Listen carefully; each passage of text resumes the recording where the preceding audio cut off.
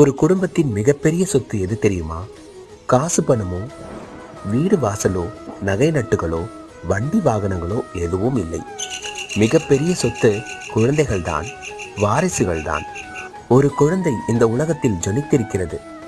தாய்க்கு பிரசவ வலி அதிகம் எடுத்து ஆஸ்பத்திரியில் சேர்த்து மருத்துவர்களின் உதவியுடன் குழந்தை பிறந்திருக்கிறது என்றால் உடனே அந்த குழந்தையின் தகப்பன் என்ன செய்வான்? நாம் எல்லாம் என்ன செய்தோம்? விறுவிறுவென ஓடிப்போய் குழந்தையை பார்ப்போம், பரவசமாவோம், ஊருக்கும் உறவுக்கும் போன் போட்டு தகவல்கள் சொல்வோம், எதிர்படுகின்ற தெரிந்தவர் அறிந்தவர் அனைவருக்கும் இனிப்புகள் வழங்கி மகிழ்வோம். அது கல்கண்டாகவும் இருக்கலாம், சாக்லேட்டாகவும் இருக்கலாம், மைசூர்பாகவும் தரலாம். ஏனெனில் குழந்தை என்பது குதூகலம் சம்பந்தப்பட்டது, சந்தோஷத்துக்கு உரியது, இனிமையானதொரு உறவு.